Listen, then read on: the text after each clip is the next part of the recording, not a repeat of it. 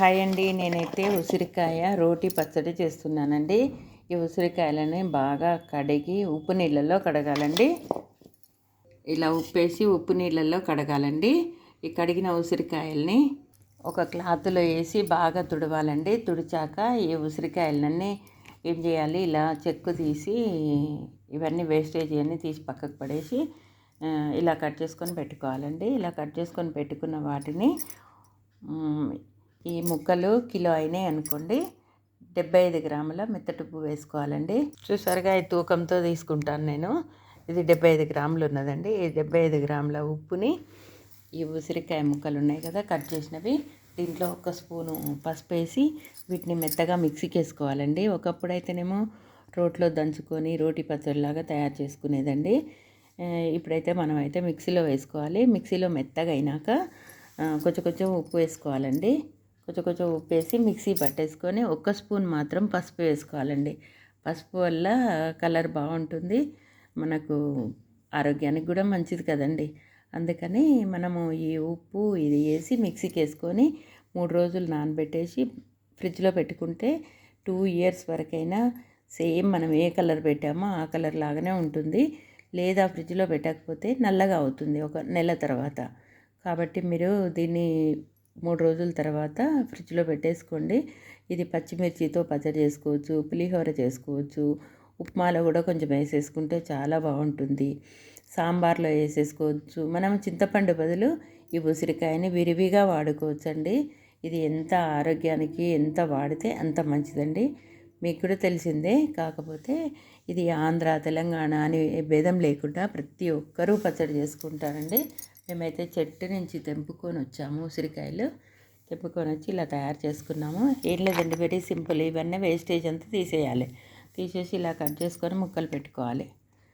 ఇలా ముక్కలు పెట్టేసుకొని మిక్సీకి వేసుకోవాలి. మిక్సీకి వేసుకున్నాక మెత్తగా అవుతుంది కండి, పేస్ట్ లాగా.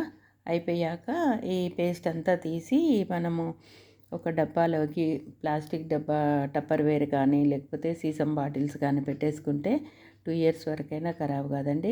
మనం పప్పులో, సాంబార్లో, కూరలో ఏ దాంట్లోనైనా వేసుకుంటే చాలా బాగుంటుంది. ఎట్లా వేసుకోకపోయినా 4 పచ్చిమిరపకాయలు, జీలకర్ర, మెంతులు వేసేసి ఇది పచ్చడి చేసుకోవచ్చండి. ఇది నెక్స్ట్ నెక్స్ట్ ఎపిసోడ్లో చెప్తానండి. మీరు ట్రై చేయండి ఉసిరికాయ తొక్కు పచ్చడి. ఓకేనా ఫ్రెండ్స్? నచ్చితే లైక్ చేయండి. ఉసిరికాయ తొక్కు పచ్చడి ఇంతే అండి. ఉసిరికాయ ఇది పొడి పొడిలాడుతూ ఉంటుందండి.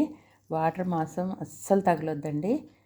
చూసారు కదా, దీన్ని పచ్చడి చేసుకోవచ్చు. పచ్చిమిర్చితో వేసి, ఎండుమిరపకాయలు వేసి పచ్చడి చేసుకోవచ్చు, సాంబార్లో వేసేసుకోవచ్చు.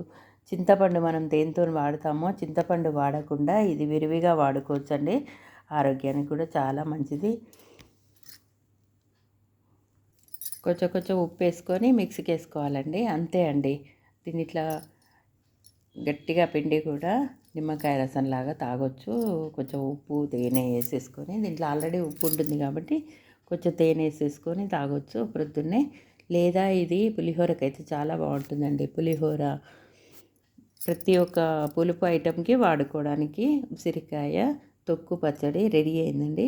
మీరు కూడా ఇలా తయారు చేసుకోండి. పిల్లలకు ఆరోగ్యానికి మంచిది కాబట్టి, పిల్లలు ఉసిరికాయలు తినరు కాబట్టి ఇలా తయారు చేసుకొని మనం కొంచెం ఉప్మాలో కానీ చపాతీలోకి ఎండుకారం వేసేసి పోపు వేసేసుకుంటే ఇది పచ్చడి కూడా రెడీ అవుతుందండి.